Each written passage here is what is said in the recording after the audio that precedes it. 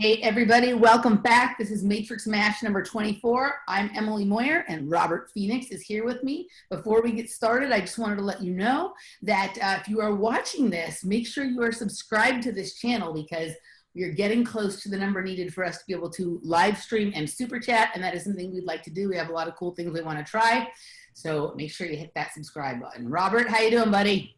I'm great, Emily. Great, thanks for asking. Absolutely. So this is we have it just gets weirder and weirder every time. I think there's couldn't possibly be more Matrix to Mash than the last time. There inevitably is.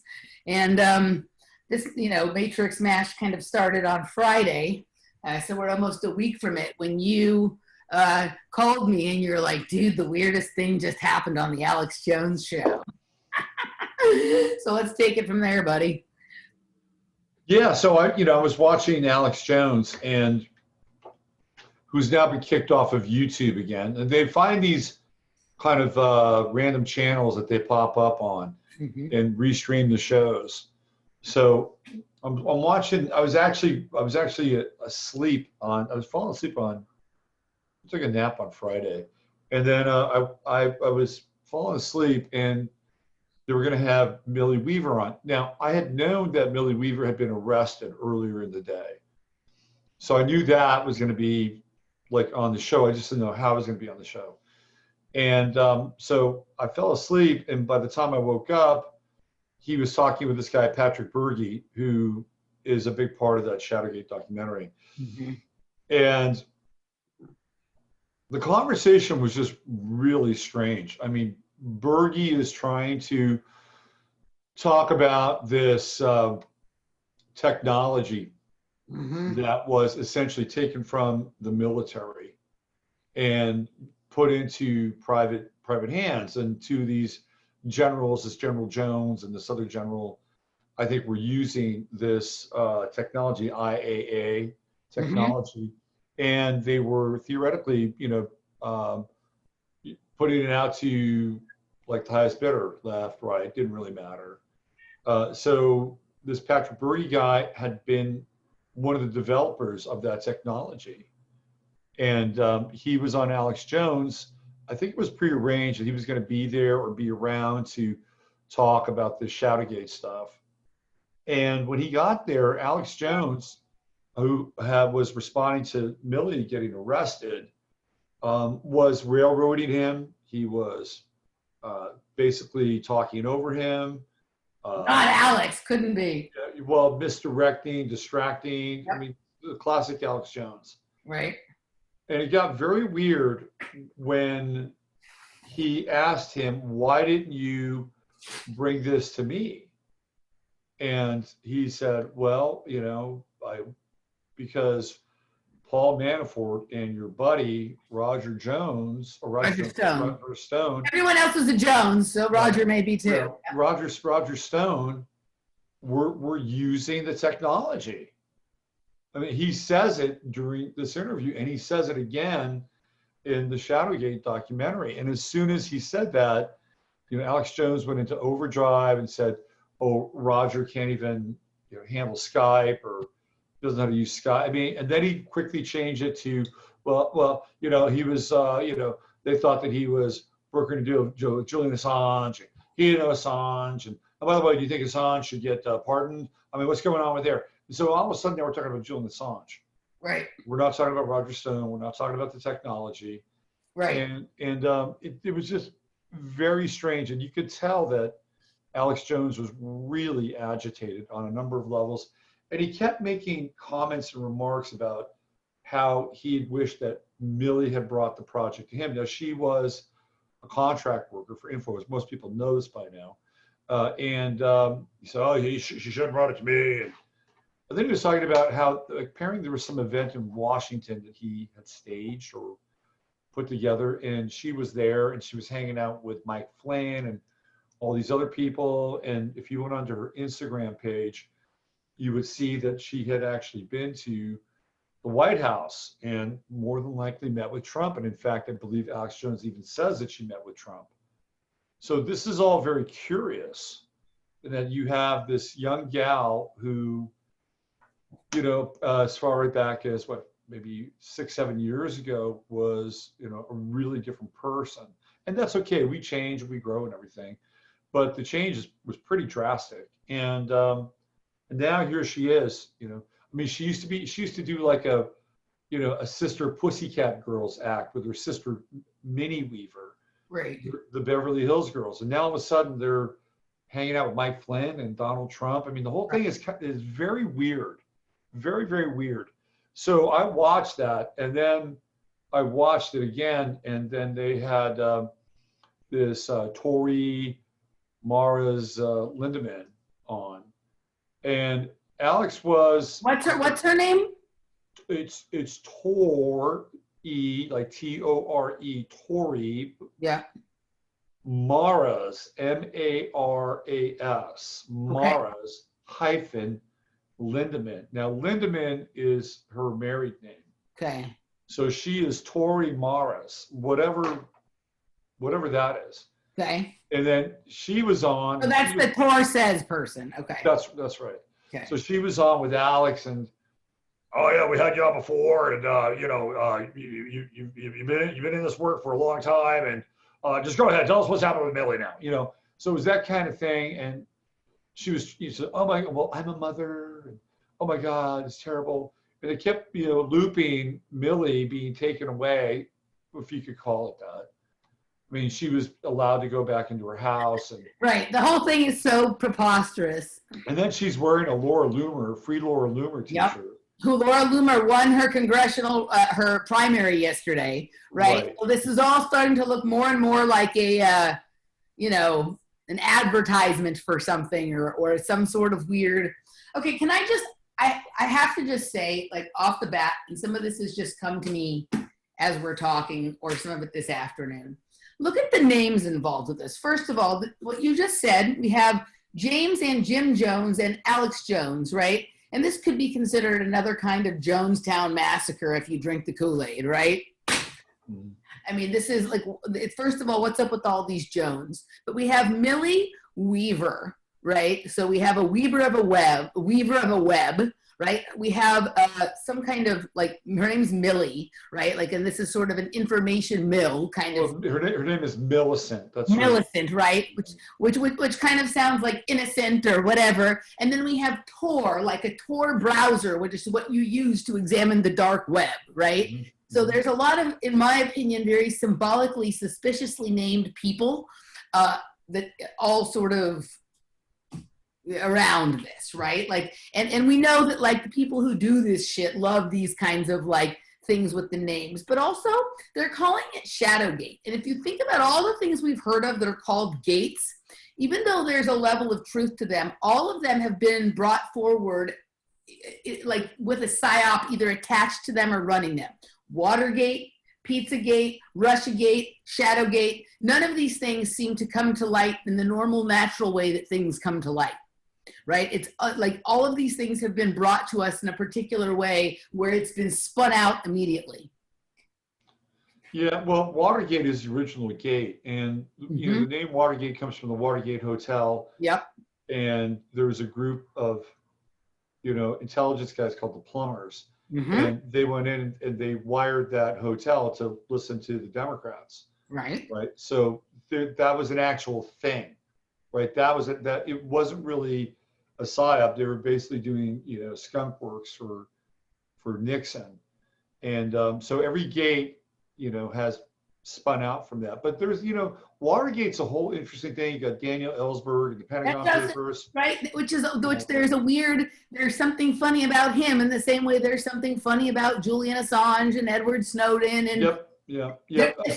And they wanted Nixon out. They want, Nixon was the Trump of his era. Yep. And Roger Stone worked for him too. Yeah, he did. And Nixon is, to me, Kennedy was a kill the king ritual. That's what Kennedy was.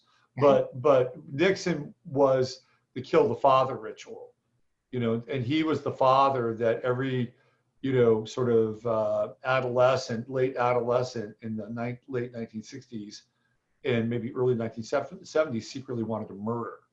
And seriously, that's why they wanted Nixon out. He was a Capricorn. Capricorn represents Saturn, the father in the chart. So it was kind of a ritual sacrifice of the father. He was the father of the country, and they were not going to be satisfied until, they tasted blood and got him out of the water. He got him out of the White House. The other interesting thing about Millie Weaver, or the name Weaver, which is actually a family name in my Randy my Weaver. family. Well, there's Randy Weaver, but there's also Charlie Weaver. And Charlie Weaver was on the Hollywood Squares. And Charlie Weaver's real name is Charlie Arquette.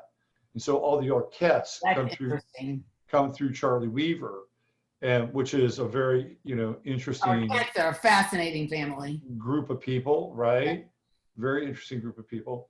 One of whom I think, who's the one the transgender that died? Alexis Arquette. Alexis Arquette. And then David Arquette just kind of disappeared. Mm-hmm. He went, apparently he had a really bad heroin problem. Yeah, yeah. And then you had the two other Arquettes. Mm-hmm. And now we have this Millie Weaver who is hanging out in the White House and doing this documentary. And the documentary, if you really are listening to the documentary, it basically kind of indicts Trump through Paul Manafort and Roger Stone for using this technology. And so what's really going on here? And by the way, YouTube banned it, and now they've let it back on. Oh, it's back on? Now it's back on YouTube. So for a while, it was just on Brighteon and I think BitChute. What was interesting to me is it was on YouTube for a good 36 to 48 hours before it got taken down, which I was kind of surprised about. Plandemic 2 was on YouTube for like less than an hour before it got taken down, right? But that's interesting. I didn't know it was back on. Apparently it's back on because if you connect the dots, the dots are not that hard to connect. And this guy, Patrick Berge, which is really weird too, because he claims to love Trump and he wears a hat that says 45 and kind of dresses up in this, kind of quasi-military thing. And yet he's, putting together these pieces that basically say, well, this information or this technology was out there and people could use it and, put it to the highest bidder. And he said, there's no left, there's no right. It's really about power and money, which of course we know. And then there's the John Brennan side of things. And that's where Tori comes in. Mm-hmm. and claims that she worked for John Brennan. She claims it, but even in the doc, and this is like with stuff like this, you have to really pay attention to the very fine details. And she offers no evidence that she worked for John Brennan. And even Millie Weaver says, you allege, right? You allege to have worked for it. There's no documentation. Like with Berge, there's some documentation and some proof. There's no proof of anything that Tori says. It's all just Tori says, like the name of her YouTube channel. Yeah. So, and she says she's a doctor. She says she's a lawyer. She says she has all these qualifications, and she keeps changing the places that she got her degrees from. Do you think if I say I'm 6 feet tall, people will believe me? Yes. Right? Yeah. It's like, it's weird. Like it reminds me of I have a stepbrother that lies incessantly about things that make no sense, right? To lie about. And it reminds me of that kind of thing. I should see if I can dial up that Hagman thing so we could watch it. What do you think? Mm-hmm. Because he just lays it on so thick. Let me see if I can find it. This could be interesting. Let me do this. Go to YouTube. All right. And and the thing is, the information for this video has been out, right? It's not like new information. No. This is like literally, seriously, to me, in my opinion, this is maybe 1 degree farther than what Snowden revealed, that we also already knew all that before he revealed it 8 years ago or 7 years ago, right? If you understood the quote unquote Snowden information, your mind by at least 2014 should have already extrapolated that the next logical step would be what is in this film, right? So this isn't, you know, and my mind had gone far past that long before Snowden never came out with any of that stuff. But there's also the same weekend that this comes out, talk of pardoning Snowden, which to me is the cue that the Snowden operation, right, the PRISM program operation, that's done, that's complete. They're not, that story is over. Now they're pushing this one because already they have a new technology, right? By the time we're hearing about the technology, they're on to something else. They're done with whatever they were doing with that one. Right. So now they're ready for us to talk about this one because they, you know, they don't care about this one anymore. Yeah, I mean, I think that that's part of it. I think that's part of it. But there's something else going on here with this whole documentary, because it feels like, I was talking about this on my show today, and it feels like the quote unquote deep state, or whatever you want to call the deep state, Right.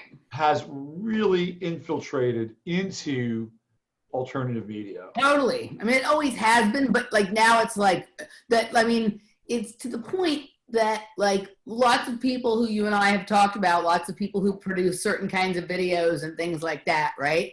Like, Yeah. Where did these people all come from, and why do they all have the same energy signature to me? Right. Exactly. Mm-hmm. Exactly. All right. So I'm going to try to find this thing. Give me 1 second. Just have to find the YouTube. So one of the Hagemans died, right? So one of them is like kaput. One of the Hagmans died. There was a Yeah. father and a son. Yeah. Which one died? Let me see. When was the latest one? Here we go. It's the son died. Oh, that's sad. Okay. Yeah. I didn't know that. The other thing before we go to the videos, I couldn't quite get what some of the narrative was. It was like they wanted Hillary, they had to have Trump win, but they were on Hillary's side. I didn't understand that, right? Like if the whole thing was supposed to be that these people are against Trump, then, but Tori even said in there, they needed Trump to win. Or maybe it was Miller, but it didn't make sense. Like their narrative of like who was on what. I mean, I understand that they would say things like, there's no right, there's no left, there's just power. But then there was also this thing of like with the election and having, you know, I couldn't understand the narrative on some of it, you know? Yeah. It didn't make sense. Yeah. Yeah. I think that's part of the plan. Like, it's not supposed to make sense. Totally. All these things, right? Just Yeah. like, you know, there's probably, obviously, I'm sure technology like this exists, right? Just like politicians and elites doing pedophilia exists, right? But the Pizzagate narrative, right, makes up a story that hides the truth about what actually the whole deal with like the pizza references related to pedophilia is. Just like this documentary is making a mess of the technology that probably actually exists and confusing it into some other plot that is, you know, it's weird, right? Like it just doesn't make sense. No, it doesn't make sense. So this Tor character, Mm-hmm. let me just see if I can find this. Who reminds me of like some shady characters that I've known from my past. Yeah. Yeah. So again, she claims to have worked for John Bannon. Mm-hmm. The thing about her is that she has this really kind of, I think she has a very interesting and powerful way of putting people under a spell. Yep. Mm-hmm. Because when you go to her Twitter page, it feels very, very cult-like. Yeah. Extremely, and you know, basically, you know, people willing to like die or fall on the sword for this person. I mean, that's the kind of energy. I'm having a hard time finding this video, but it was Hagman, and Tor was on there, or Tori, I don't really know it's her name, but she was on there, and this guy, the father, was just slobbering over her. I mean, could he have laid it on any thicker? It was really bizarre. Really bizarre. If she'd been in the studio, I mean, he would have been you know, humping her leg like he was a chihuahua or something. I mean, it was that kind of obsequious. So let me see if we could get I'll bring this up. Laura just found something. She looked up this Tor Morris Lindemann, and it says she found something from 2014 that says Tor Morris Lindemann is a new hire in health, wellness, and fitness, April 29th, 2014. She's managing director, Western region at CMI, which is not LLC, is a managing director.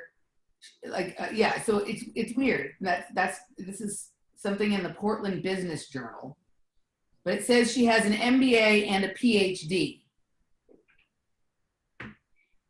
See what else you can find. So it says here, I've been following Tori's rise to power ever since I met her at Ned Space in Portland. She needs her own TV show.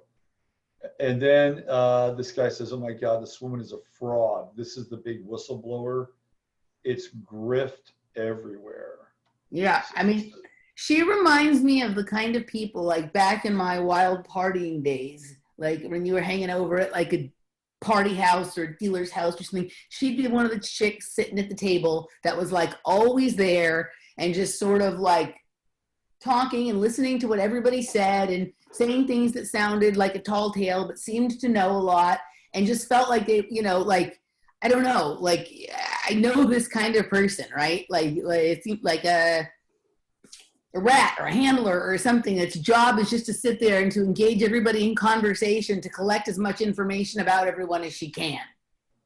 So here she is. This is on a local TV show. We don't have to watch the whole thing. Okay. But this will give people a taste of Tori. This is from March of last year. Okay, so here we go. Okay, guys, just before we started, just so you know, if we get a ding for this, then I will remove that, clip out that part of the video, put it back up, and just link to it. Okay, go ahead.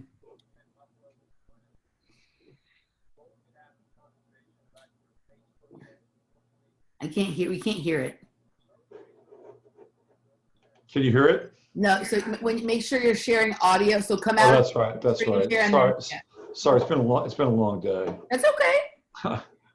All right, hold on. Here we go. Yeah. Okay. So this is something about a Facebook post. Okay, here we go again. Okay. Here we go. This is on KXA. Is this Portland? It might be Portland. All right, here we go.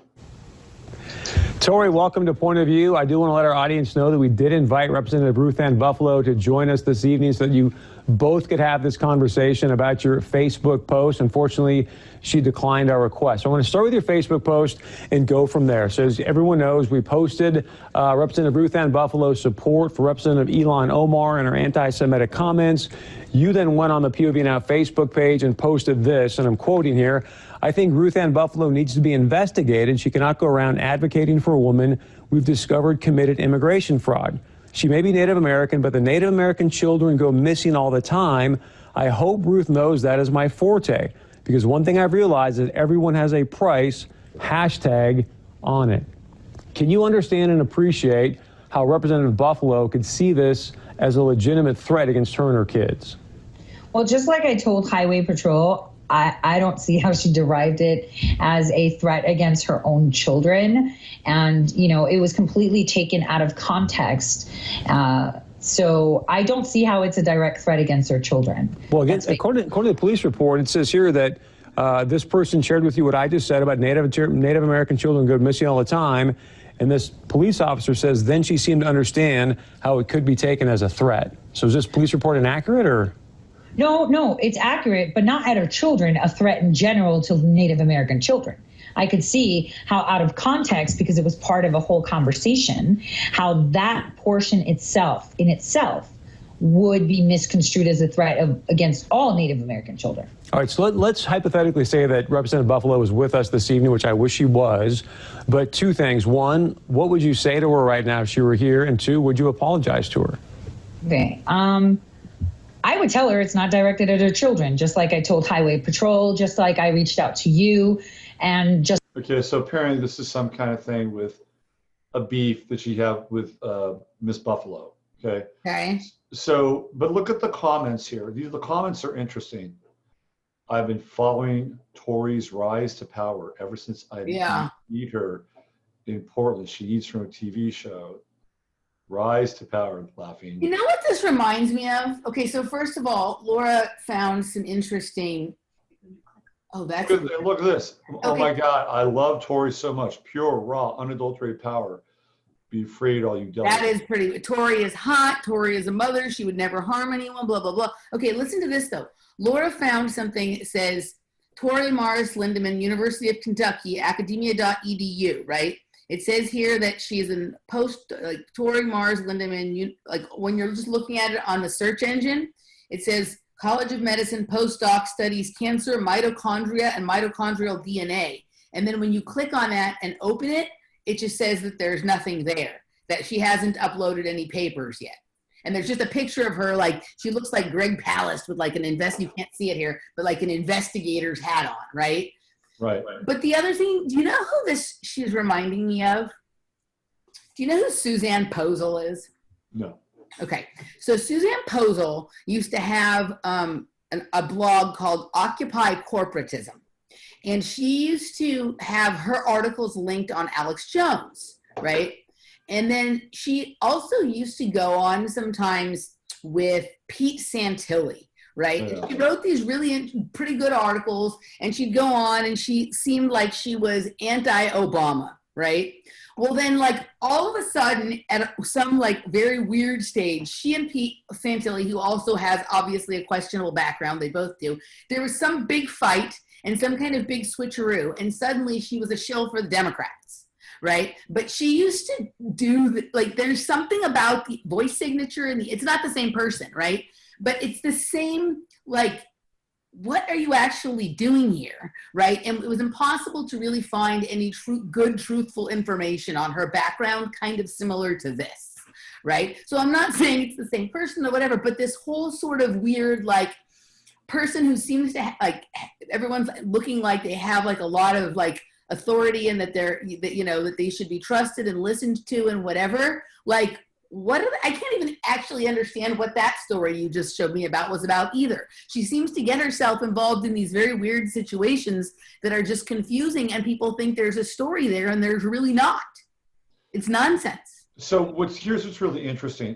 For anybody who would put up a Facebook post about, Representative Buffalo and Native American children, do you know what would happen? They'd have their post taken down, and that'd probably be the end of it, right? Mm-hmm. That'd be the end of it. But yep. now all of a sudden, she's got the CHP coming to see her, and she had a two-part, because I saw that there was that POV and then another POV where she's on the air. So you have a local station giving her the time of day, not once, but twice. Mm-hmm. You've had posts removed, right? Suzanne Posel used to get that shit too. She'd be on, she may have been on like RT a couple of times, but I think she was also on some local things in Oregon. Suzanne Posel was also from Oregon. Suzanne Posel also lived in Oregon. And this is in Portland, and that's where like some of these articles about her are from. So I found the Hagman thing. Okay. All right, so let's just watch this. This is so obsequious.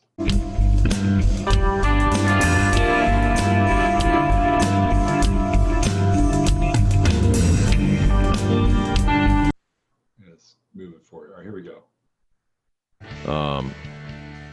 I've got her bio right here. And let me tell you, I'm not even sure I'm going to read it. I'm going to use this one. This is from 2017. You know what? I'm not going to read it because let me just tell you, we have a genius with us. Her name, Dr. Tori Lindemann, and you can read about her. In fact, it's in our program description. A little bit about her. It's on Infogram. Tori Mars Lindemann. She's also on LinkedIn. She's got her background is absolutely incredible, and I mean that in the literal sense of the word. She was born in 1978 in New York City to Greek immigrants. Actually, her father was a furrier and restaurateur, and now her mother was a bank manager, by the way. She's gonna. In fact, we're gonna let her tell you about her background, because there's parts of the background that, well, we spoke earlier today. She was kind enough to take my call, and we spoke earlier today, and I think we'll just let her talk about some parts of the background of her background. But with us is Dr. Tori Lindemann. Tori, thanks. Welcome to the Hagman Report on this topic of immigration. Yes, and thank you so much for having me. I've been following your show myself because, unfortunately, the best conversations are actually done on the darknet on IRC. And now I guess as of 2015, it's been more, I would say, socially acceptable to put out facts because facts aren't are a problem, because basically our news and any information that we have access to is mixed with fiction. So, that's the best way to push something. Anyway, I just wanted to play just how intelligent she is. And yeah, I mean, he's like, Okay, so hey, let's go back to seeing us for a second. So first of all, like, Suzanne Poe's used to go on the Hagman Report too. I can't remember, but just when she came on, like, it felt like it's not the same person, but it feels the whole thing, right? It reeks of like a similar kind of deal, right? And so Laura's been here looking her up, and it's like she tried to run for mayor somewhere. Apparently her name is really Terpsichore. Terpsichore, have you seen this? no. I've never heard that kind of name before. Like, right? So, like, we're using DuckDuckGo, right? So Terpsichore Maris Lindemann, right? But it's just, where was the thing you found about she was at some place she was trying to run for mayor? I mean, like, what is going on? Like, I mean, I've done a lot of things in my life, and so have you, Robert. Okay, here's the one. Prohibit Tori Mars Lindemann from running for mayor in Minot, North Dakota. This petition has had 178 supporters to prevent her from running. Yeah, that goes back to her Magic City debacle. Yeah, the Magic City. I know he knew about that. But here's the other thing, right? I've never heard of her until last week. Yeah.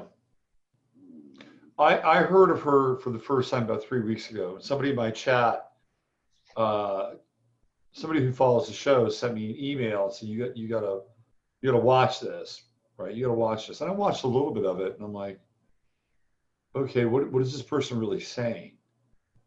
Basically what they were saying was, who you think you're talking to, you don't really know who you're talking to, who you think they are, you don't really know. And there's a lot of kind of like, I don't know, kind of liminal language, that kind of twilight language. It's really, and there's a lot of sort of establishing themselves as an authority, right? That they know what's going on, and you don't know. But if you hang out with me long enough, I'm going to tell you, and then you'll know. You'll be one of the cool kids. Yep. And I listened to maybe about 10 minutes. I'm like, it's not really grabbing me. It's not my thing. It wasn't my thing. Yeah. And me too. And I know kind of what my thing is, and I like people who tend to be straightforward and tend to present information, really present, and not sort of talk in, not string you along. Like, I like if you come to this show or your show or what, I like shows where like it's nugget after nugget after nugget. Sometimes, sure, you have better shows than others, but you and I aren't telling people to stay tuned till tomorrow. We'll reveal the truth tomorrow. Right. We're not. It's not a cliffhanger special. But you're right. I mean, I didn't know who this person was, and she's been kind of, sort of cycling around, the kind of the talk show circuit. And, and I guess she'd been on Alex Jones before, prior to last week. But she's the one that's right in the middle. And she's running this up. Yeah. And so then you get into Millie Weaver. It's like, well, really what's going on with Millie Weaver? Is she handled? Does she come from a kind of a weird kind of MK Ultra background family? I mean, her father's a minister, and She married, and again, people do stuff. I'm not here to like character assassinate her, but she got into this weird marriage, like obviously for a guy who just wanted a marriage. He wanted citizenship. And I bet he's thinking that through right now. Maybe he made a bad choice in that, but she married this Turkish guy and then immediately wanted nothing to do with him. And then there were some lawsuits going back and forth. And I think some of them are actually still happening. And I don't think Tori closed her lawsuit with these people in Minot, North Dakota, with this Magic City thing. No, and it looks like she's changed her name about 4 or 5 times to various spellings of the same name. Yeah. Right? There's in the North Dakota court system, it looks like there's a Terpsichore P. Maris Lindemann. There's a Terpsichore Maris spelled with 2 R's Lindemann. A Tori Mara Lindemann, right? Like it's weird. This is the weirdest, like, yeah, I mean, this is the weirdest thing I've ever seen. But, yep. And then you get into her husband, this guy Barry Lindemann, who apparently is her husband, and he's now doing time for molesting an underage boy, right? So what is that all about? I mean, the whole thing is just like so bizarre, so weird. And Millie Weaver, gets hooked up with her. Millie Weaver apparently already knew Patrick Berge. There had already been that connection made. Like he found her. Nobody really wanted to touch him. He'd been on Sarah Westfall. He'd been on that Bill guy. I always forget his last name, the guy with the silver hair. And that was about it. He approached Dan Bongino. Bongino didn't want anything to do with him. So Millie Weaver comes a knocking, and then there's the connection with Tori. I don't know how the 3 of them get together. I do know Tori moves to Ohio. That's the one thing that she has in common with Millie Weaver, is that she left North Dakota, she moved to Ohio, and I bet she reached out to her. I bet like, hey, I'm in Ohio now. I've done this, I've done this, I've done this. I've been on Hagman and Hagman. And, there's some things I'd like to talk to you about. I have some very sensitive information that I think would be really interesting for you, like, that nobody else can handle.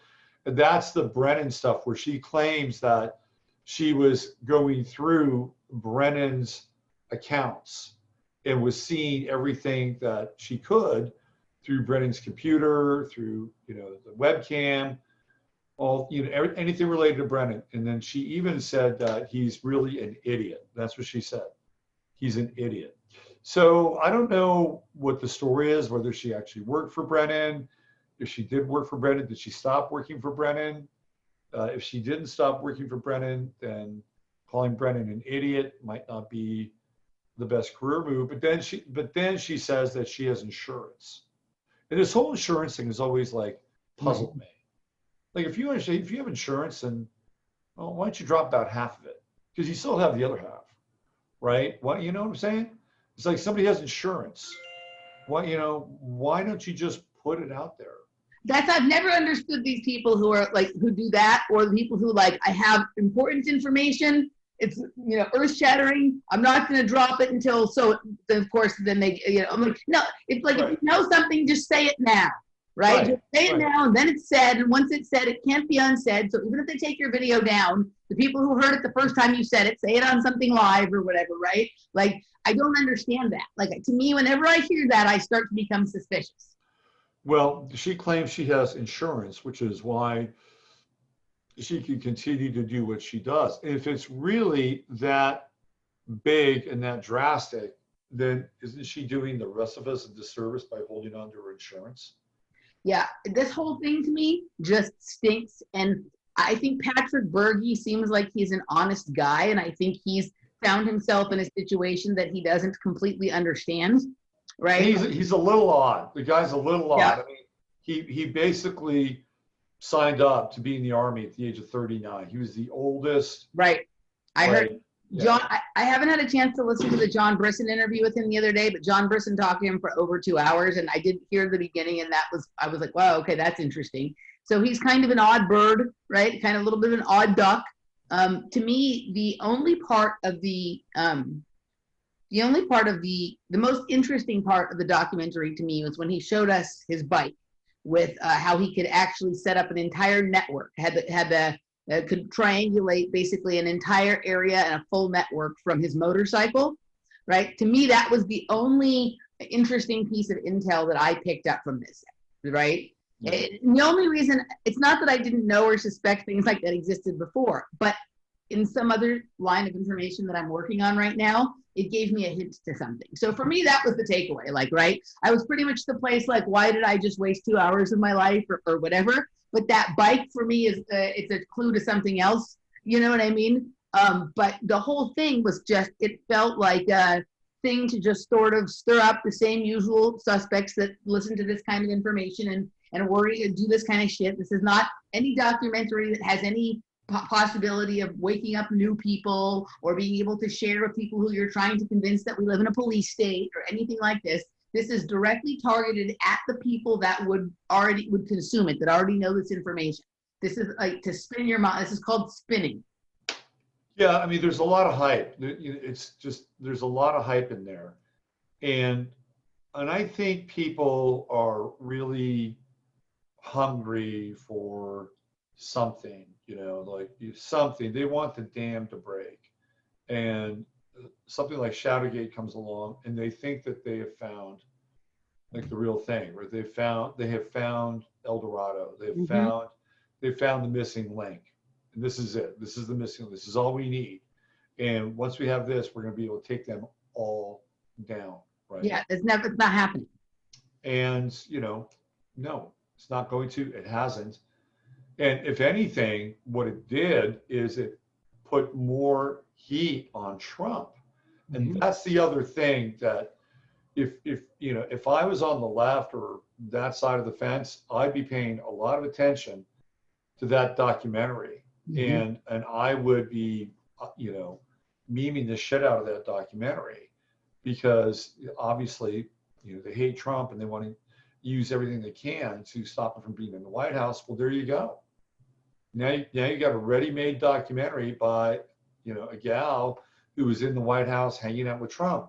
And wouldn't they love that? Wouldn't they just love to use that material against Trump? And a lot of people seem to think, both the people involved in the movie and people who are, oh, this is super important, we have to watch it, everybody watch it, this is important, seem to think that this is somehow defensive or supportive of Trump. I don't understand, I don't get it. No, it's not supportive of Trump at all. But the people think it is. That's weird. That's really weird. That's another thing I can't understand. That's what when I said that it didn't make sense, because they were at the same time saying they needed Trump to win, right? But also saying, but the people who are doing all this stuff are against Trump, but Trump used a similar technique. There's not a cohesive narrative to this. Well, that like bleeds into the Steve Bannon thing. Because Steve Bannon, most people know, got arrested today. And I was on a message board today, and it's like, Trump is dropping the hammer on Steve Bannon. And I'm like, really? Did you see who arrested Steve Bannon? Do you see who put that warrant out? It was the Southern District of New York City. This is the same Southern District that is run by Cy Vance and who hates Trump. Or this is the same Southern District that, guess what, brought Jeffrey Epstein. It's the same Southern District that brought Ghislaine Maxwell in. So people think that Trump is like, oh, this is the big arrest. He's going after Steve Bannon. Oh boy, Steve Bannon is part of the swamp. If you look at who else was arrested, it's the acting administrator of the DEA who was under Trump. People don't realize this, right? Somebody in the Trump administration got arrested. He got arrested, the acting administrator. And then you have that Brian Colfage guy who has the coffee company. Right.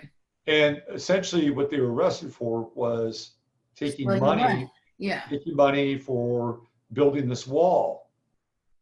Now we don't know the specifics. We don't know how much it took to build the wall. We don't know how much how much they have left over, what they're going to do with it. And really, once you set up a GoFundMe and you get money, like, it's kind of your money. Yeah. There's no requirement that you account for how you spend it and that you do what you said you were going to do with it. That's right. None at all. And the family of George Floyd got a lot of money. A lot of money. And There's no accounting there. Millie Weaver had a $185,000 GoFundMe to get her out of her fake jail. Out of her fake arrest, and that was her payment. For the people, if people were wondering how she afforded to make this documentary just to put it out for free, there you go. There was a check right there, right? The arrest was the stupidest thing ever to me, right? Like the guy shows up with no warrant, right, with a sealed secret indictment for burglary. Like usually you get a sealed secret. If there's such a thing as a sealed secret indictment, it's usually for like, major, trafficking or some kind of very high level crime. And then he's letting her wander around her house, talk to her children, find her things, blah, blah, blah, right? Like it just felt like Keystone Cops or something, right? It felt stupid, right? And then of course he said she's wearing the Laura Loomer t-shirt, but the whole thing just makes no sense. Like it doesn't make sense, right? Like my intuition from the very beginning was like, I don't think this is worth paying attention to. Now, I'm glad I did just to confirm my suspicions. But like for those of us who've been around for a long time, we've seen this kind of shit before many, many times. There's a lot of people who this is their first round through still, right? You have to be fooled like a certain number of times before you know what that smells like, right? And I've known for a long time what it smells like. And you know what I mean? Whenever the theme of the thing seems to be like, these people are criminals and these politicians and these celebrities are criminals and we need to arrest them and we need to stop this and whatever, I know it's a psyop. You know what I mean? Like, it's just, I don't know, dude. Like, I mean, maybe I'm, a grouchy old woman and jaded and whatever, but like, I'm losing patience for this stuff.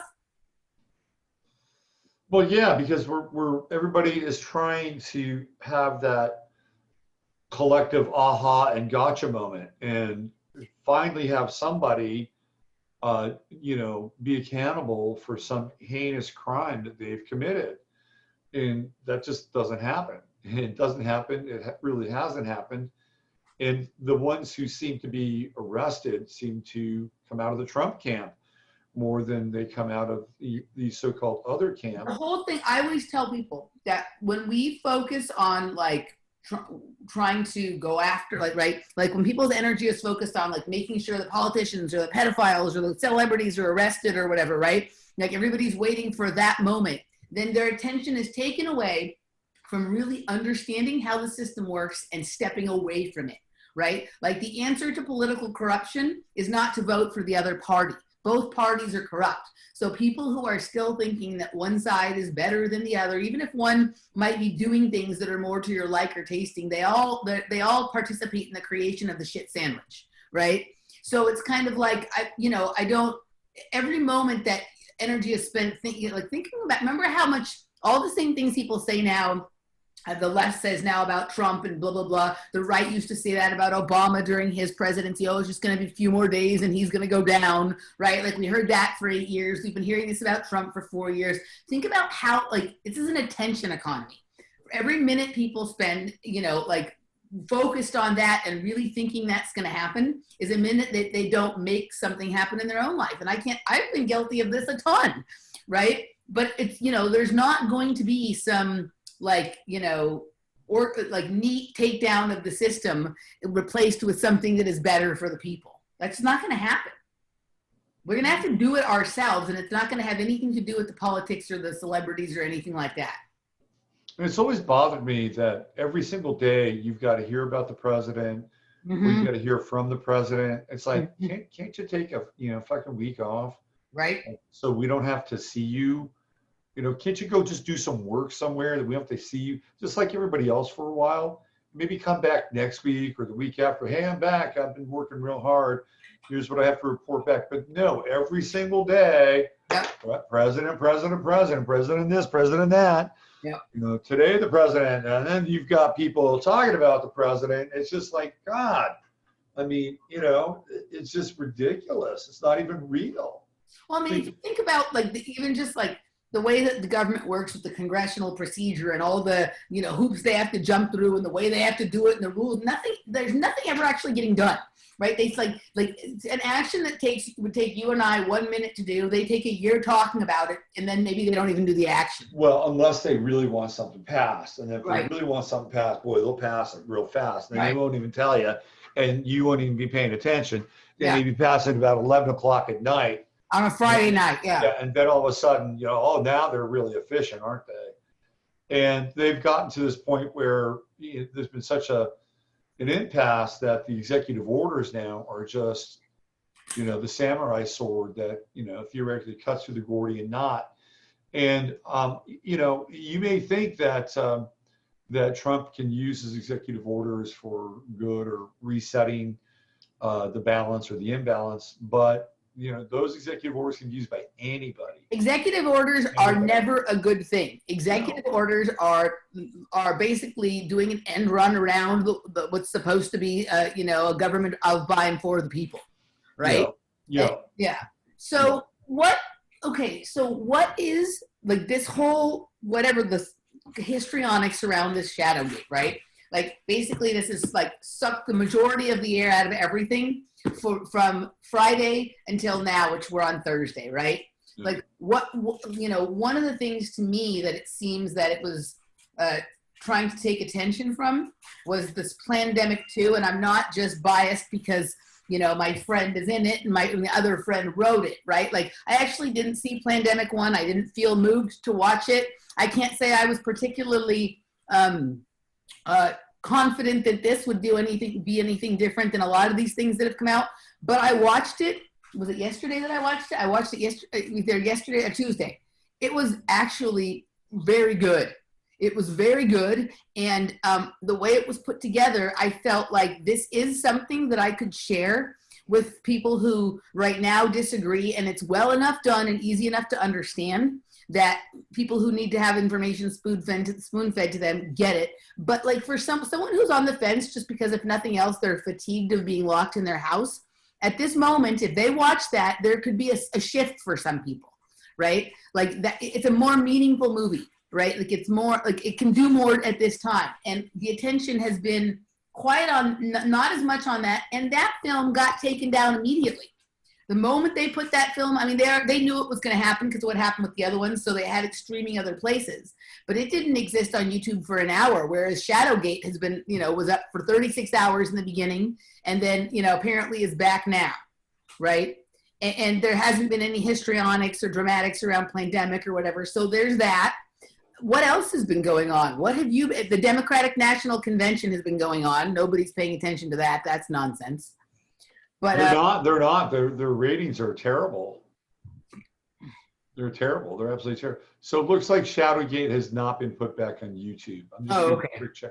I'm looking, and it has not, unless it's 2 words. But by the time it was taken down from YouTube, it already had over 1 million views. I saw the view count on it, right? So it got out there, and it was left up there a long enough time to get it to be viral and to get enough people watching it and talking about it that was going to create conversation for a certain period of time, right?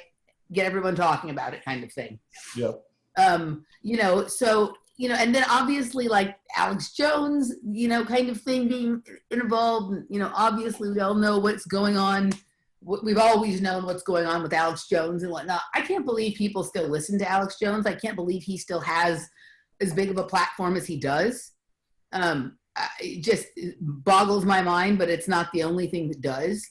So like what, it's very interesting the way that this kind of all went down, Is there any takeaway from this that is like, other than just like, okay, that's, lots of us weren't fooled, but lots of people were fooled, right? I heard from a lot of people who should, in my opinion, be more suspicious of stuff like this, how important this was and how they're making an example of her and this, that, and the other thing. And I'm just like, that's not the way I see it.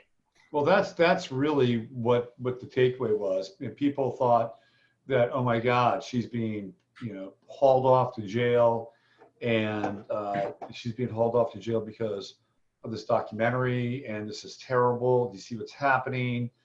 And I was like, yeah, I'm not really buying it. Yeah. I just wasn't buying it. Yeah, I'm not buying. I'm not buying. So I haven't watched any of the DNC. Have you? The only thing I've watched have been video clips from the DMC because I don't want to waste my time. But I've seen some video clips, and the video clips that they're not showing you, or the stuff during the day, is mind-boggling. I mean, mind-boggling. Really? What'd you find? Well, I mean, they have these panels that are going on. They have people that are speaking, and these are not your typical Democrats.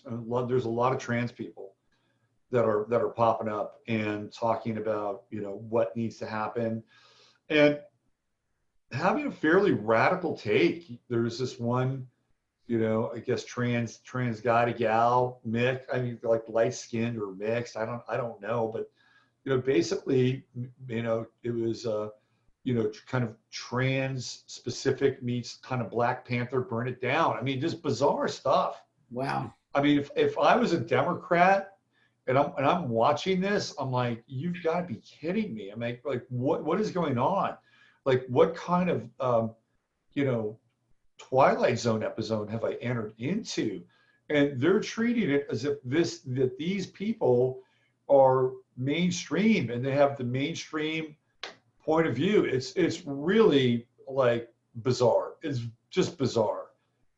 And this is the thing that is like, we live in the inverse of truth reality, right? So somehow, like, all of this money that's been raised for Joe Biden is through BLM. All that money went to Act Blue, right? Yeah. So how is it that a movement that is supposed to be fighting racism has managed to put together the most racist ticket in history?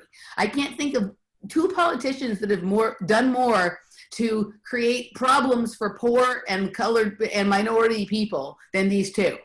Right? He authored the bill and she enforced it and she kept him in jail. And she, I mean, here's the thing. This is a person who didn't even make it to any primaries because the person that everybody claims was the weakest Democratic candidate, being Tulsi Gabbard, took her down so early on in the process. Now, whatever we may think of Tulsi Gabbard because of her turncoat tendencies aside, right? Like, that was a glorious takedown, right? That was great. That was one of the best thing ever. Right? Primary debate moments I've ever seen. Period. Ever, right? Just to watch Kamala Harris. And she just withered.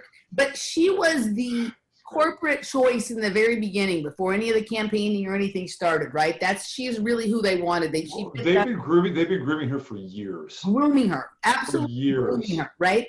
And yes. So look at this, look what they've done. So whoever put this together is sort of brilliant, right? Like, she knocks out so badly and they make such a shit show of the rest of the primary that at the very end, they get the guy who's got, as Masaki says, we're going to bring us the weekend at Bernie's presidency, right? Just carrying around the dead body. And her, the weakest candidate who couldn't even stand up to the one that they all said was crazy, who took her down in a glorious way. So, Kamala Harris has kept Black people in jail over their sentences doing slave labor.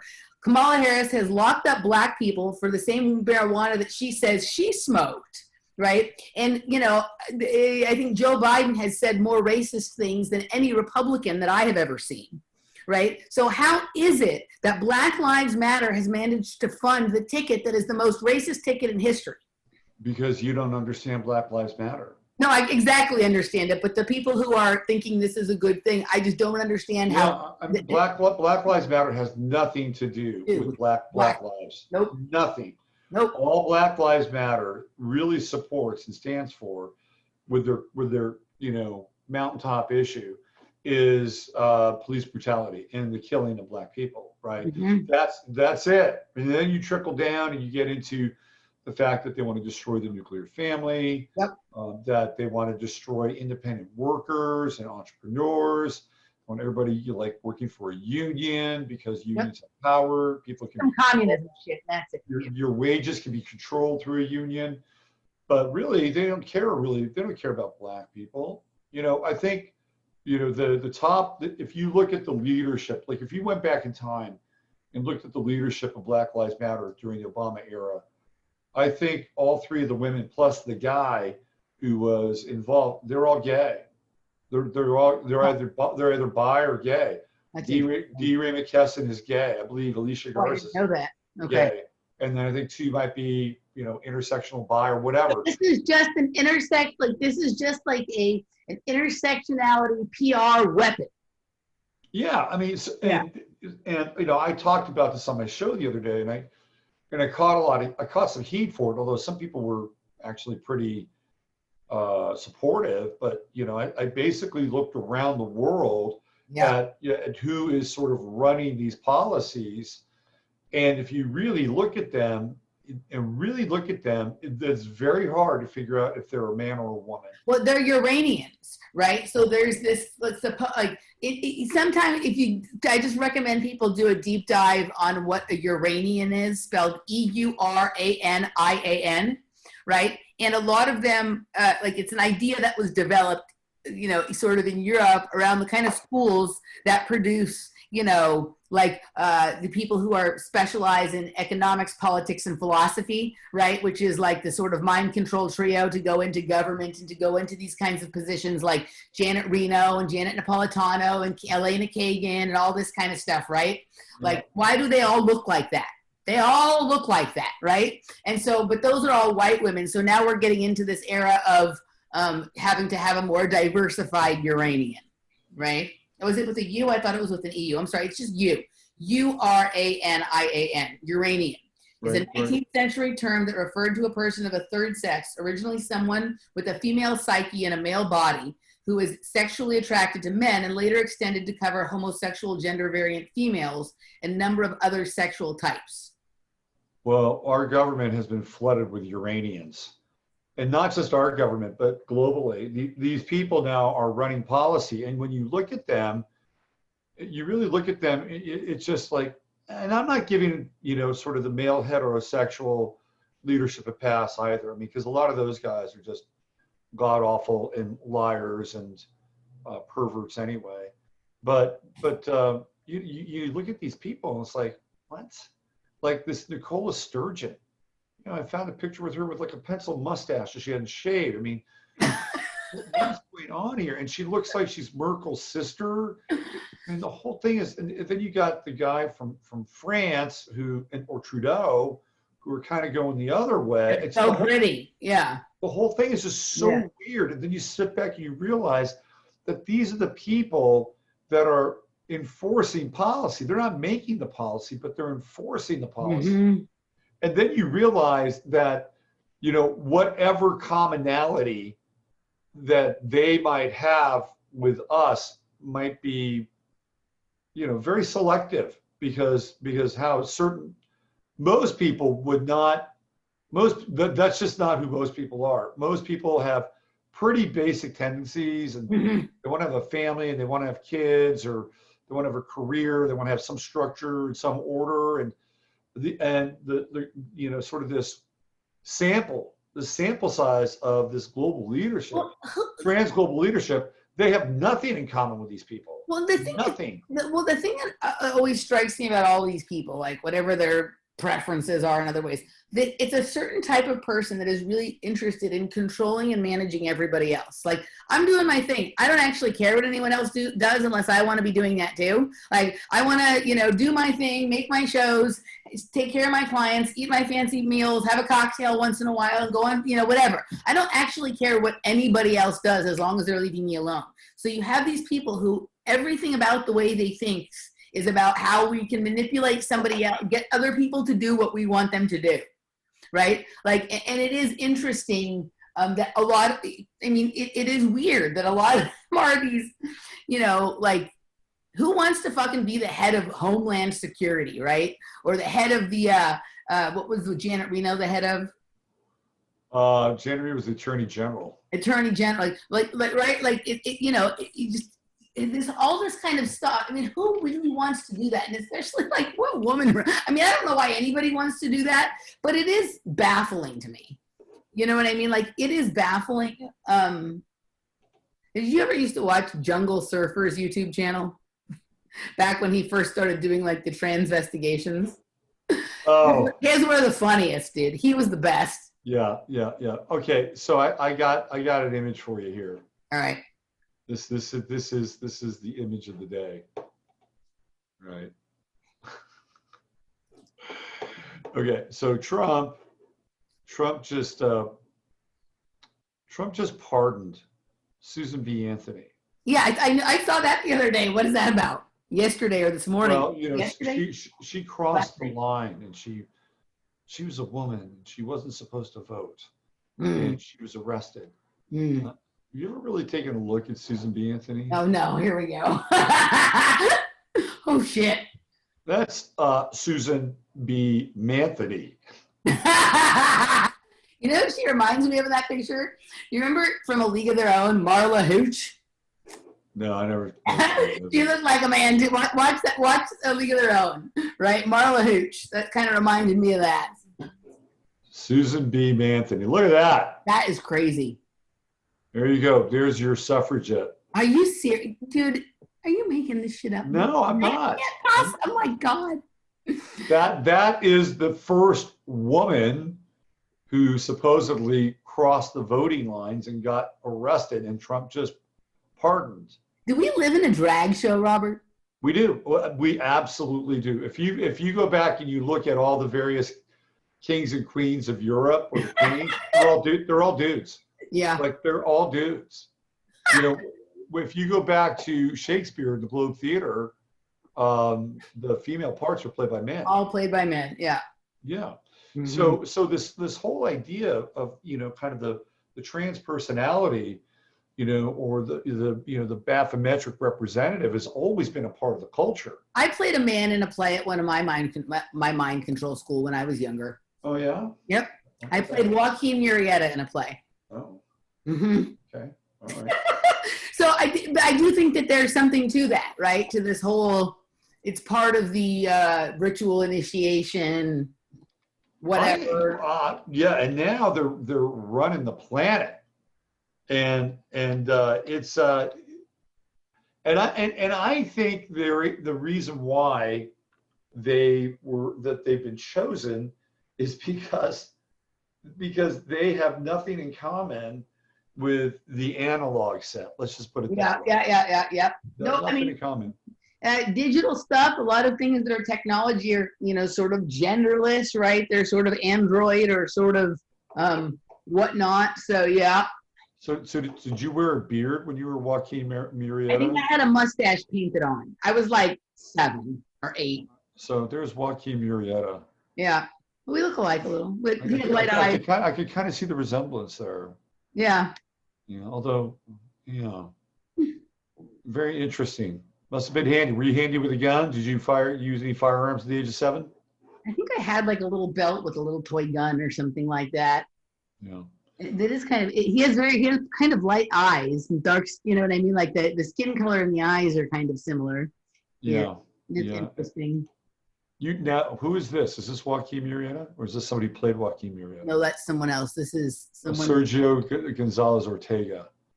I was gonna say you look nothing like that. Maybe. Nothing like him. Nope. Yeah. So I have never dressed up as a woman. I've never gone drag, and I used to know people like men. They'd go to Halloween parties and drag and stuff, and you know, it was never my thing. Okay, I want to bring up Marla Hooch. So Laura just found Marla Hooch, and it's a funny picture. So I'm going to see if I can bring up a good picture of. Okay, and who's this one again now? Marla Hooch was a character in A League of Their Own, which was that baseball movie. Oh, right? okay. It's a good one right here. Right. Okay, the actress's name is Megan Cavanaugh. So here we go. This is a good one. She looks just like your, you know, similar kind of thing, right? So here we are. That's Marla Hooch. That's who I thought of when you showed me Susan B. Anthony. I could kind of see the resemblance. Right? Like in the movie, they had to take Marla Hooch to, you know, they had to like take her to finishing school, you know, whatever they take to turn someone into a lady, because she had been raised by her father, right? Was like the story in that. But when you showed me Susan B. Anthony, I'm like, dude, that reminds me of Marla Hooch. Wow, I can see the resemblance. Yeah, so I call her Susan B. Manthony now. Yep. Robert, I love you. You're the best at finding these old pictures. I have to tell you, some people who that it actually shocks me are on board with our Rappaport Steiner theory. Oh, how about that? Yeah, there's a couple people that it actually like. I was like almost afraid to say it to, right? Because they hold Rudolf Steiner in such esteem and whatnot, whatever, or they just think that kind of stuff is silly. But nope, everybody so far has been like, "Oh my God, that is pretty weird." John Rappaport loves him some Trump. Oh, he does? Yeah, he does. I just read his. I get an article from him in my email box every day. I can't keep up with them. I didn't know. I follow him on Twitter. Yeah. He's he likes Trump. Let's put it that way. Interesting. By the way, Richie from Boston has this new video out. He's just completely unloading on Trump. And he's unloading on the Trump followers, not in a bad way, but he's just saying, look, this is what he's doing, this is what he's not doing. And he showed a piece of video that was really interesting. Mm-hmm. And it was right after he got elected. Mm-hmm. And it was a big dinner, and he was so cordial and nice and respectful towards Bill and Hillary. It was really like, Mm-hmm. It was like, whoa, a month ago, you're going to throw her in jail. And now tonight you're like shining their shoes. Mm-hmm. And it was like, wow, that's pretty eye-opening for people. This is all bread and circus. It's a big club and we ain't in it. It's I just, like as far as John Rappaport liking Trump, like we can all sometimes fall into this thing where it's like fun to annoy the liberals, and like so we appreciate, like it's funny when Trump does shit that bothers them, right? So like we can all fall into that sometimes.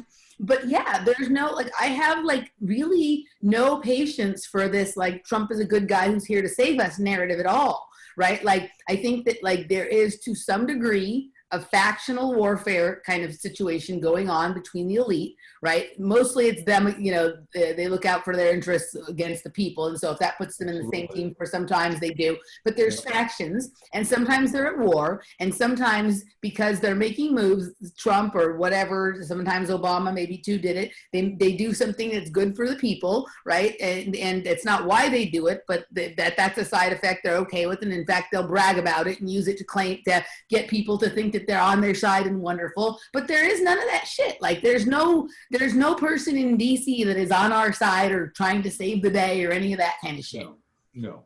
It's a nonsense. That's a nonsense story. No, there's nobody. But about the only person who seems to have a modicum of sense and integrity, and I'm in probably about maybe 80% is Tucker Carlson, and that's about it. I'm about 80% in on Tucker Carlson. Yeah. Because he's actually brought some things up that I think are I like potentially career threatening. I like Tucker, and I disagree with him about a fair number of things, but I do think he seems to show a level of balls that nobody else in the mainstream media does. And so if, like I can at least appreciate that, he has some issues that make it hard to trust him, but I definitely appreciate sort of some of the way he does what he does. But I mean, he has some of the same crap in his background as some other, you know what I mean? It's impossible to find a clean actor in Washington, D.C. Your guy, Jimmy Dore, was on last night with him. I haven't watched it yet. You told me that. I have to go find the video. It was Jimmy Dore without glasses, by the way. Well, Jimmy Dore is not, really my guy, because I think there's no way somebody can not get it as long as he doesn't get it. So he obviously is not getting it on purpose because he has a shtick that makes him money. Are you breaking up with Jimmy Dore? Is that what's happening? I haven't ever been in bed with him, but he's fucking funny, dude. When he does it, it's funny. He is very funny. He's very funny. He's been, not getting his hair colored and all that kind of stuff during the lockdown and whatever. So it's kind of a different version of Jimmy Dore, but I haven't actually watched him in a couple months. Yeah.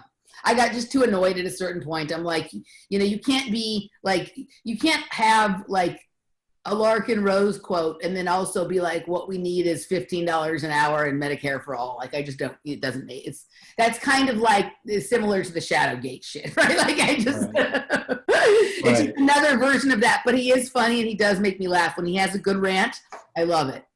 So shall we wrap up with maybe Tim Pool wrap up and then Oh Jesus, yeah. move on?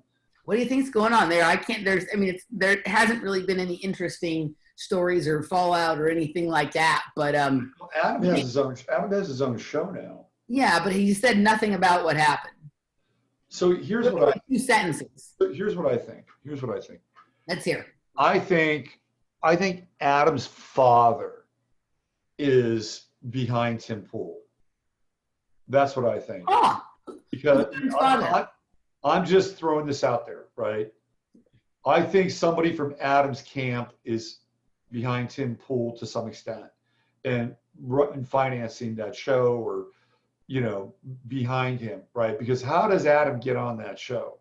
And then how does Adam spin off? Right. And get his own show? It's like, okay, I'm going to get my son on here. You're going to work with my son. And I think Tim probably had, okay, I'm willing to do this for, 3 months or whatever. Right. And then at that point, he's over. And then it's like, okay, he's done. And now I think Tim had to hire him on. Because to me, this has operation all over it, whether it was an intelligence operation or whether it was a deal like what you're saying, right? Where Tim got backing, right? Because it's still like Adam still seems to be in the same studio. Right, he's using the same studio, and yeah, obviously I think they're in New Jersey. Mm-hmm. But the weird thing is that both Tim and Adam are from Chicago, but they didn't know each other.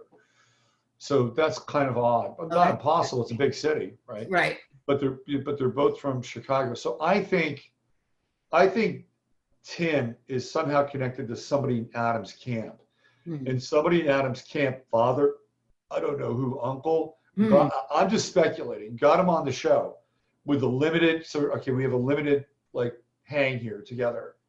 And then now they've spun him off, and he's got his own show, and he's absolutely. Well, do you think it also could have been part of an IIA, right? Because there was a lot of new chat room activity and targeting of particular, right? So I have noticed that there's been a marked reduction in super chats for Timcast IRL since Adam left, right?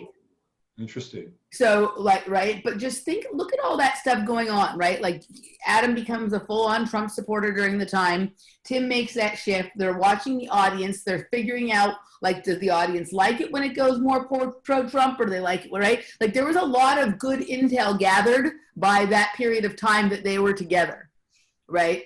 And so maybe they got what they needed from the operation, and it's just over. And so both, right? But he's off doing his own thing and having his own show. And he wouldn't have been able to have that profile had he not been on Tim. Not at all. Yeah, I mean, he got hundreds of thousands of followers, right. And an easy way to make a living. Yeah, he would have been just another schlub trying to get 500 viewers or 1,000 viewers or whatever. So that's where I think that the father or somebody, it feels familial. I'm just feeling into this thing. It feels familial. Yeah. Yeah. And now I don't know if he has another full-time person on there, or he has people that are come on there. Having guests now. Having guests, right. He's having guests, and then Lydia is still there off in the corner or the background or whatever. Is she his girlfriend? I don't know. I've not figured that out. I don't know what they she seem does. To live at the studio and be there and together all the time. I mean, it was weird. It felt like when they were doing the show together, it just felt like they were recording all the time, like they just lived in a flop house and just made videos all day and all night. Yeah. No. Yeah. And he's still there. He's Just real quick. What is your at this point now? Just you don't have to go into a lengthy thing. What do you see happening with this election at this moment right now? I know you've said for a long time that you don't think there's going to be an election. You're not sure there's going to be an election. Well, I've for a long time I've really been doubtful about there being an election. At this point, it seems like it's probably going to happen. Mm-hmm. I think Trump is a slam dunk, hands down winner of the election because of what's happening on the streets. They've let things happen on purpose so people can attach the riots and chaos to the Democrats. I mean, and they're doing it on purpose, and it's making a lot of people's minds a lot easier. It's making that vote a lot easier for them to cast it for Trump. And if he does win, then I think it could get very ugly on the streets. I've cast a chart for election night, and it's terrible. Yeah, It's I remember that. Yeah. worst charts I've seen. And if he wins, we'll have people rioting. If you haven't seen anything yet, it'll be significant. Well, I think regardless of who wins, we're going to have a mess. Well, I don't think the right will riot if Joe Biden wins. Like the silent majority or the conservatives, they don't do that by and large. What do you think they'll do? So they don't think they'll accept it. I would say, in as much as the left is completely unmoored and has absolutely zero ability to use rational, logical thinking, what they do have is they do have the animus for violence and damage. And conversely, the right can be very logical, very cerebral, and break things down. But below the third chakra, they're almost worthless. And so if you could somehow put the two together, you'd have kind of the perfect fit. You'd have logic and reason, and then you'd have this kind of intense sacral energy that is capable of anything. Now all of a sudden you got a complete human on some level. But I don't think they would do anything if Biden won. I don't think they would do anything. I think what they would do is they'd probably go to their local gun store, which they've already done, and find out that there isn't any ammo, which there isn't. And that's probably what they would do. And they would sit around and get very fretful for what's going to happen next. And the case, and they should. If that's going to happen, then they need to be very concerned, because I believe right now China is already deep into our government. And I know a lot of people think that it's been for a long time. It has been for a long time. It's getting really, really intense now, because I covered a story on my show today where club owners in New York City, and we're not talking New York City, we're talking like Albany, Syracuse, places like that, and or certainly Syracuse, and they're even Albany. So they were looking forward to being able to sell tickets and have people come in and watch live music. Right? They were like, they got a week's worth of that. They got a week's worth of being able to bring people back in, charge a cover, charge tickets, and the state of New York just passed a law. Now, the thing is, they don't even bring this up with people anymore. They don't put it on a ballot. They just arbitrarily pass these laws. And they just passed a law in the state of New York that they will not allow any ticketed events for live music, period. And you can't have a cover charge either. So that means if you're a live musician in New York City, right there, big middle fingers. If you're a club owner and you're making money off of, being able to bring people into your club and charge a few bucks for a drink and maybe some appetizers, F you. What they will now do is the New York State will issue these permits for what's called basically incidental music. Okay, so you will get a permit. If you get a permit, then you can have somebody actually perform in your club. But guess what? You can't charge for it. You can't sell a ticket for it. The most you can do is maybe have a, require that they buy food or drink or something, or a bowl up there, and your musician or band gets some money, and they kick out half the house. Like, that's the only way they're going to make money. Wow. There are clubs that are just going to just completely and utterly go out of business. It's over. Okay, and now how does this connect to China? Well, I think this is a Chinese technique.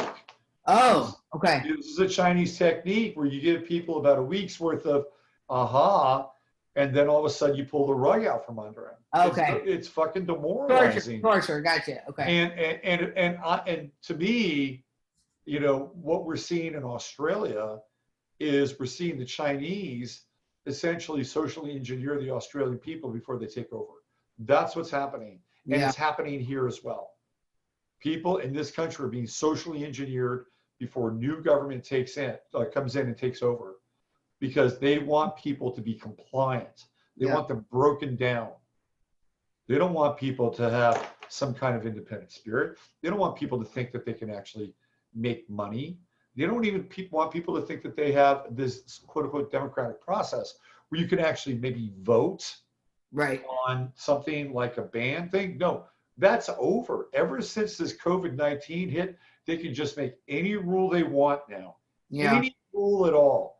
And one of the other things I talked about on my show today is, and I'm going to say this slightly tongue in cheek, but I also mean it. When you see stuff like this happen, you can appreciate the mafia more. And there's something to that, because the mafia was able to actually keep local governments honest. Believe it or not, they were better at keeping local governments honest than politicians. Well, Why? the mafia had local politicians on their string. Well, the thing with the mafia is like, so how our government is now makes like people long for the days when there was just like mafia kind of corruption, right? That's exactly what I'm talking People about. had to pay their fucking, $200 a month, to have their corner watched or whatever the fuck it was, right? But there was none of this just absolutely gross shit that you see with this sort of, this newfangled high, blackmailed brownstone corruption kind of thing that way, right? Like, like it's not just your standard corruption. I've said this for a long time. Like the mafia thing, is respectable compared to all of this. Well, and again, no matter what you think of the mafia, and the mafia had some very interesting kinds of standards. Yep. Like there were mafia bosses that would not sell drugs. The children and stuff like that. Yep. If they did, they would sell the drugs. This was their morality. They'd sell the drugs to the guys in Harlem, right? Yep. Then they wouldn't worry about it, but they wouldn't sell. No drugs are going to be sold in their neighborhoods. That was number one. Well, and they just don't seem to be involved in all of that sort of disgusting pedophilia. No, they weren't in now. Now, if they needed to set a guy up, they could do that. They could probably find, a young gal who might look, 15, 16 years old, drug up a politician, hit him with some Mickeys and then take some pictures. They would do that. But they weren't selling children, and they weren't doing, No, they didn't do that stuff. And they always wanted to keep the women and the kids out of it, right? They wanted to keep the women and the kids out of it. And they would actually, mostly they would look after their own. Yeah. Right. Or their neighborhood. So they wouldn't allow somebody like the city government to come in. Yeah. And crack down on something, because number one, the city government most of the time, or people in there, were on the take. They were getting money from the mafia, so they would leave them the fuck alone. Yeah. So the mafia, if you go back in time, and you could see during the late 70s and the 1980s, that this was starting to change in New York City, and Rudy Giuliani was the DA in New York City. And what happened was that there was, a third party that was working with Rudy Giuliani to get all the evidence on, people like John Gotti and, all these mafia guys.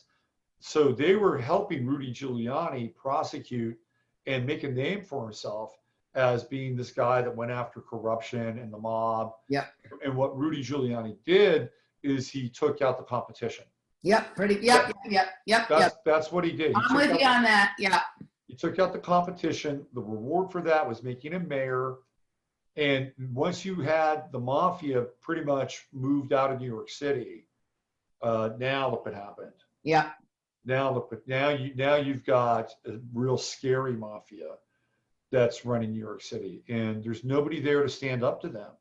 Yeah. Nobody. Yeah. Nobody. They're gone. Yeah. Yeah, the mafia definitely did keep the government in check, and there doesn't seem to be anybody to keep the government in check anymore. So, yeah, that is a very, very good point. We long for the days of mafia corruption. I guess that's the high point of the ending on a positive note. Right? Yeah. Who would think that we would ever be sentimental for the mafia? Right. But Yep. but it's true. Well, they had good food and cocktails and wine too. So right, and family values, right? Yep. They had family values and didn't believe in contraception. Yeah, so. All right, buddy. We will. Anything else to say before we wrap it up? Yeah, we got this big event happening in October. Oh, yes.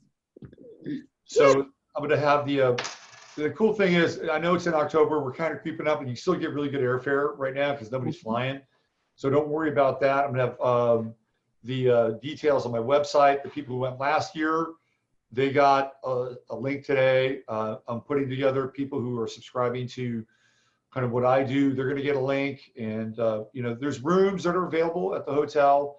It's in Kerrville, Texas, and I think we're going to fill up the entire. I think we're going to rent out all the rooms. That's my sense. Awesome. But there's other opportunities to stay in and around. Some people did that last year, but it's going to be 3 days of really cool shit. So just to lay it out, Emily's going to be there, and we're going to do probably a combination Matrix MASH panel. That'll be broadcast live. I'm going to do the Friday Farcast there. On Friday, Masaki Miyagawa, who's our friend, he's going to be there. He's going to be doing a presentation on pyramid power from around the globe and looking at pyramids kind of cross-culturally. And then I'm going to be doing a presentation on the astrology from now until the end of the year, and then 2021 as well. And as kind of talking about the reset, we've got some great activities. Masaki is also a very good DJ. Mm-hmm. And so on Saturday night, we're going to hook up the computer. We're going to hook up the loudspeakers, and Masaki is going to spin on Saturday night. So Emily's going to bring her glow sticks. I've never used glow sticks. Not my style, man. I just do it all with my own body. and there's a great cello player by the name of Hope Easton. She's going to come. She's going to perform. Super cool person. She's been on my show. And then at Sunday, it looks like we're going to be going out to this horse ranch, which is in. And by the way, I got a special event planned for us on Friday night that I can't talk about right now. I can't talk about it. But I've got a special event on Friday. Let's just say it's a Texas theme. There's going to be a Texas theme here. And then on Sunday, we're going to go out to this horse ranch, which I just went to on Monday. Super cool people. They rescue horses, and they've got about 9 of these horses. And the woman, her name is Rosanna, she's told me that there is a huge market for adrenalized horse meat.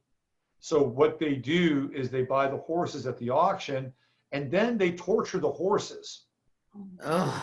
And then they kill them, and then they butcher them right there so that they can have adrenalized horse meat. This is a thing. I saw a story. I didn't click on it, but I saw a story on this somewhere the other day, and I was like, I couldn't even. Wow, interesting that you found somebody that isn't right. Okay. Right. So she's going to be at my show tomorrow, and she's going to talk about this.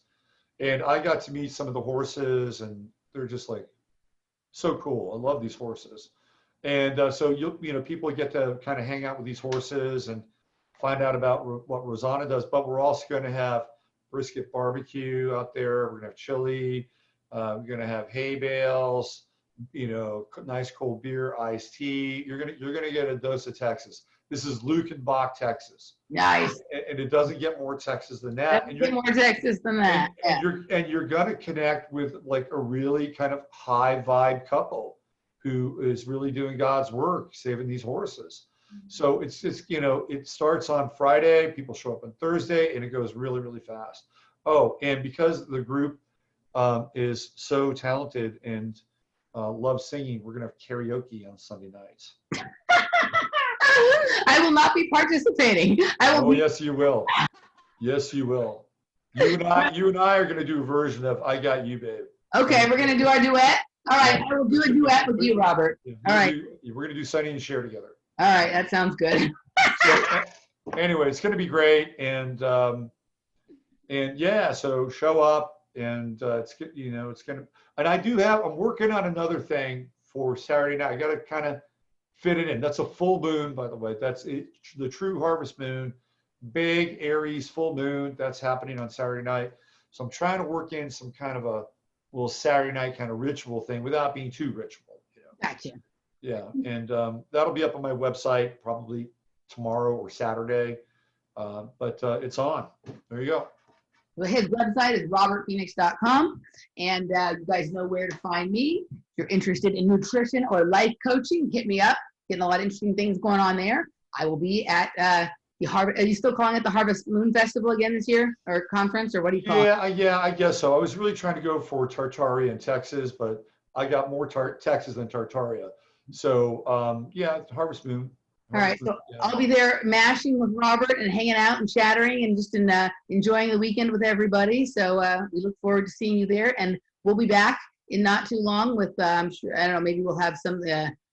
I'm sure something fast. I'm sure something. Something to talk about. Fuck, it's 2020. The tennis is starting again this week too, so I'll be able to pull that thread back. And there's already some interesting stuff going on there, symbolically and whatever. So.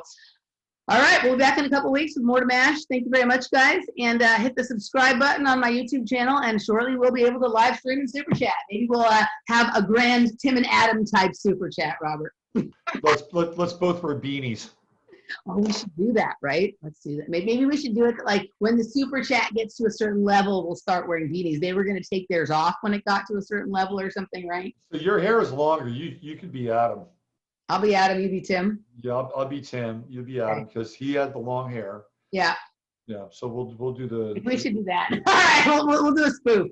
Well, after our Sunny and Cher, we'll do the Tim and Adam spoof. All right, guys, we'll see you next time. Take care. Bye-bye.